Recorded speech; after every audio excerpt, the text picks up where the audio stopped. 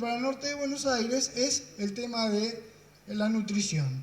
Si uno apunta a una nutrición en el norte de Buenos Aires, generalmente lo que está apuntando es a un rendimiento por lo menos entre 40 o 50 quintales por hectárea, más una muy buena nutrición en el cultivo siguiente, que es la soja. Por lo tanto, producir trigo-soja implica pensar en una nutrición correcta de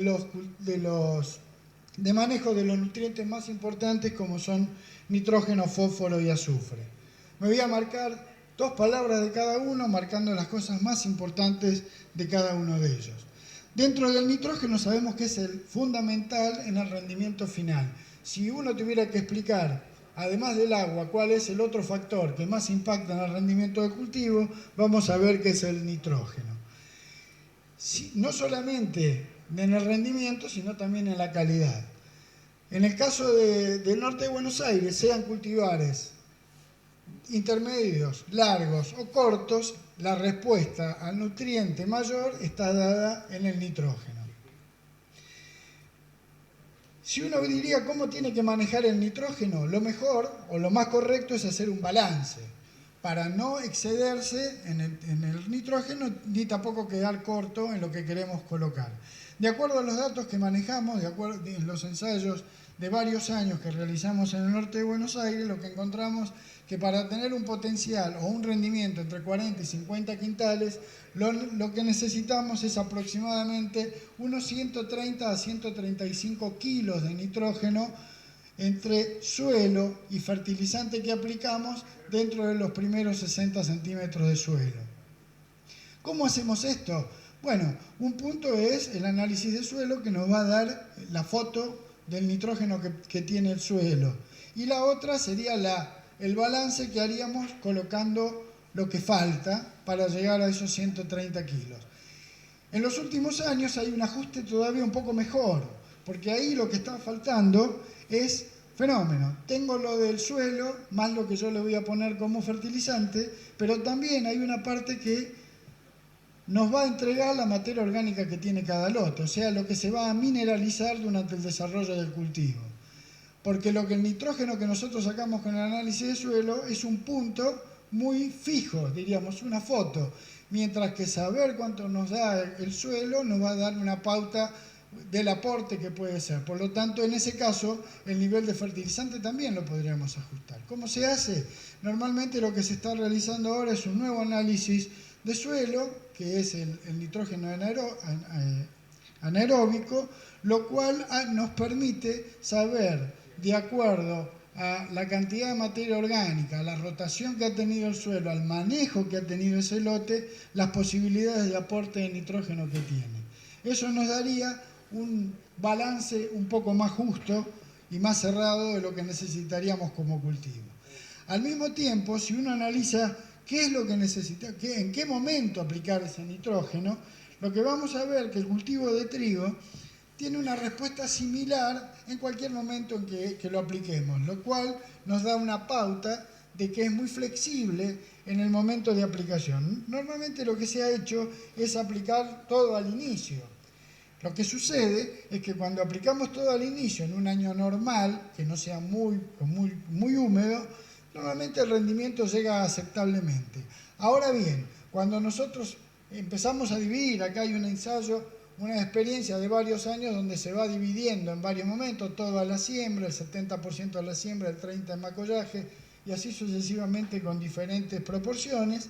Lo que vemos es que a medida que más tarde aplicamos el nitrógeno, mejor nivel de proteínas tenemos, porque la proteína está relacionada fundamentalmente a la cantidad de nitrógeno que tenemos en el suelo. Si uno lo tuviera que analizar desde el punto de vista de proteína, bien lo dijeron hoy los primeros disertantes, sabemos que es inversamente proporcional. En años normales tenemos un nivel de proteína, en años de alto rendimiento la proteína, o sea, el rendimiento es muy alto, el nitrógeno se diluye, por lo tanto los niveles de proteico caen. Un punto importante sería aplicar más nitrógeno o aplicar el nitrógeno necesario para que esos puntos de proteína suban.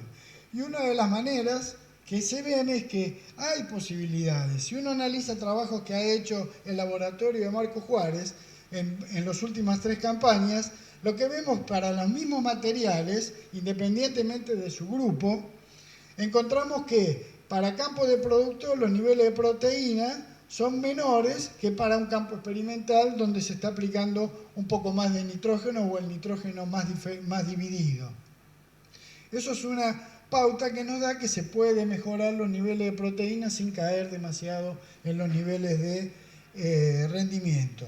¿Cuánto habría que tener? Aproximadamente cerca del periodo crítico del cultivo. Y tendríamos que tener, de acuerdo a datos que se han hecho durante varios años, entre 25 a casi 28 kilos de nitrógeno disponible por tonelada de rendimiento.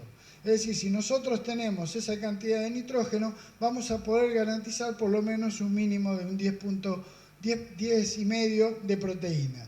Ahora, este esquema no es, por supuesto, similar para todos los grupos de calidad.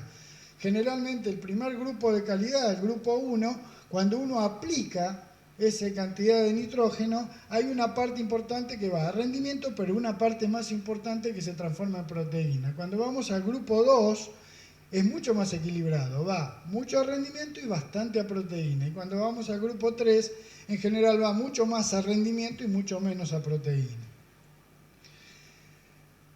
Un punto importante en el nitrógeno, como para terminar la parte de nitrógeno, es que también los materiales nuevos que hay, lo que están aportando, de acuerdo a los niveles de nitrógeno que ponemos, es un rastrojo mucho más abundante.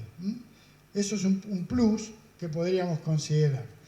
En el caso del fósforo, que sabemos que es un básico para la producción, sobre todo en toda esta zona que es deficiente, lo que encontramos es, cuando no ponemos fósforo, un poco de desarrollo inicial, aborto o muerte de macollos y poca capacidad de intercepción de radiación en el periodo crítico, por lo tanto, menor fijación de grano y aparte retraso de la madurez con bajísimos rendimientos.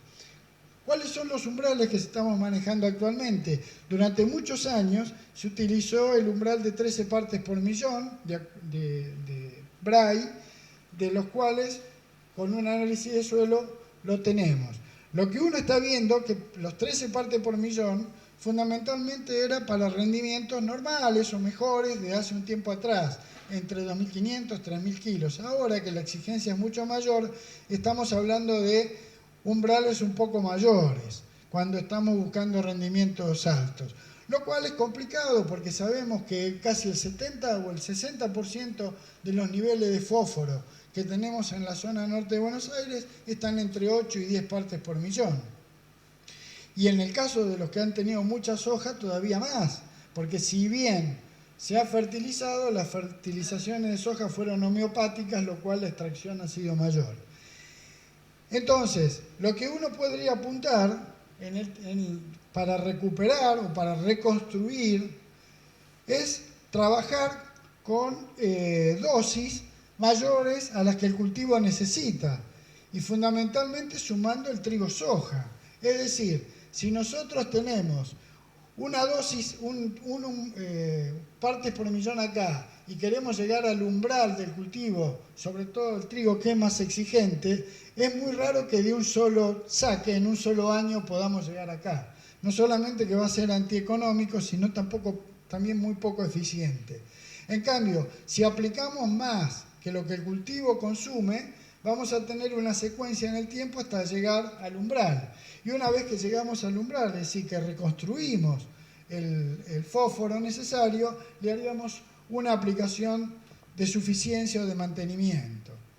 Esto serviría para una secuencia trigo-soja.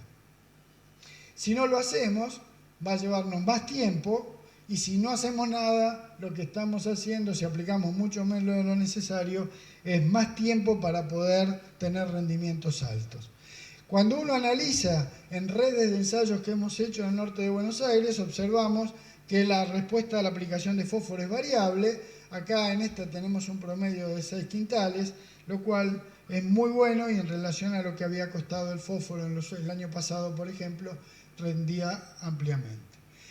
¿Cuándo aplicar el fósforo? Bueno, el fósforo tiene también una posibilidad de aplicarlo al boleo previo a la siembra o junto con la línea de siembra. Hemos tenido respuestas similares. Probablemente cuando el suelo está muy frío o baja humedad, las aplicaciones en línea funcionen mejor. Así también es importante las aplicaciones en línea cuando tenemos muy bajos niveles de fósforo, por lo menos para empujar al cultivo en el arranque. Y el momento de aplicación en un doble cultivo es independiente. Lo podemos poner todo en el cultivo de trigo o hacer una parte para suficiencia o recomposición en el trigo y una parte para la soja. Finalmente, dos palabras sobre el cultivo de azufre, sobre el nutriente del azufre. El azufre es bastante variable, es relativamente móvil, se puede aplicar en siembra y macollaje. Lo que uno ha visto es que no tiene grandes respuestas a dosis. Lo que uno ve en el doble cultivo durante varios años, esto es una red que hicimos en el norte de Buenos Aires, que tenemos una respuesta en el trigo y una respuesta en la soja. Normalmente el cultivo el azufre también está relacionado con el nitrógeno, es decir, si uno no aplica correctamente nitrógeno y fósforo, la verdad que no da ningún sentido aplicar el azufre.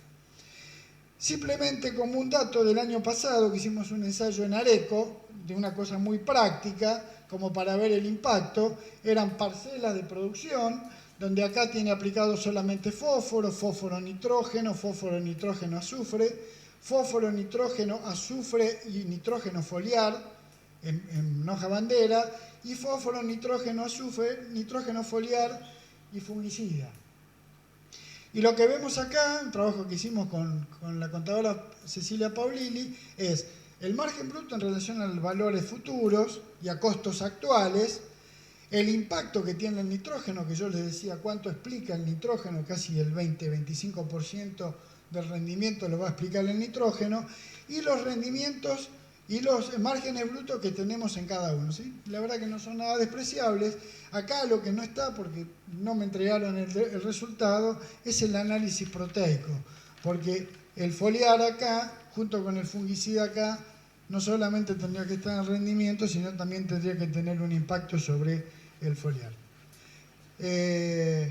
Finalmente, como dato de lo que hoy comentaban Gonzalo y Sofía sobre el año, lo que nosotros hemos tomado durante más de 20 años, o casi 15 años, o 18 años, es rendimientos en ensayos y en seguimiento de productor, qué pasa en cada año, y vemos que en un año niña o en un año neutro el cultivo funciona muy bien, en los años niño funciona más flojo, teniendo más respuesta la soja en ese periodo.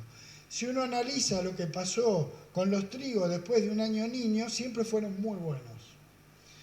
Todos los años niño generaron una muy buena humedad para el cultivo siguiente y generalmente un año neutro o niña que favorece al cultivo. Por lo tanto, este año, que ha sido un año el anterior bastante llovedor, veremos si las condiciones son buenas. Y finalmente, como una cosa muy redundante, quizás no tan técnica, una pequeña... ¿Tengo tiempo de hacerlo esto? Bueno, son 2 minutos, de 1 minuto y medio, un FODA de cultivo de trigo, que creo que para todo lo que han hablado, creo que capaz que redunda, pero ya que lo tengo hecho y lo hice, más vale lo muestro. ¿Cuál es la fortaleza del cultivo? Bueno, hemos visto los beneficios agronómicos, el aporte de carbono, la mejoría de la estructura, el manejo de malezas, la diversificación del sistema. Como punto, el acceso y la alta respuesta a la aplicación de tecnología. Sabemos hacer trigo, quizás lo que hay que hacer es ajustar o refrescar. Y la vocación innovadora que uno ve en productores y técnicos, por lo menos de la región, que hacen que generalmente se aporten nuevas situaciones como la agricultura de precisión, sitio específico, etcétera, etcétera. Desde el punto de vista de las oportunidades, bueno, lo han dicho ustedes, reconquistar el mercado, los precios internacionales más competitivos con nuestros competidores, condiciones climáticas favorables, que son las que aparentemente podrían darse otra vez, y desde el punto de vista de las habilidades, que creo que son los que han comentado en estas últimas 2 charlas, que se haga un bajo aporte de tecnología, que aparentemente no lo tendríamos, sería para mejorar, un acercamiento a los métodos alternativos, con una infraestructura para segregar la calidad, entonces que sea muy bien paga la calidad, de tal manera que el productor o el técnico que decide se juegue también por eso que los mercados necesitan. Y al mismo tiempo, como debilidad, les dije, lo peor que podría pasar es que acá en Man no lloviera, entonces tendríamos problemas en la siembra. Y desde el punto de vista final de las amenazas, bueno, que el clima no siendo tan variable como ha sido el último tiempo, tengamos condiciones extremas, un bajo nivel de precios, lo cual desalentaría, y que siga una poca voluntad entre la oferta y la demanda en tratar de mejorar todo lo que es la segregación y el pago correcto de todo el sistema y salir de ese vicio que tenemos. Bueno, muchas gracias, lo dije rápido, espero no sea aburrido. Gracias.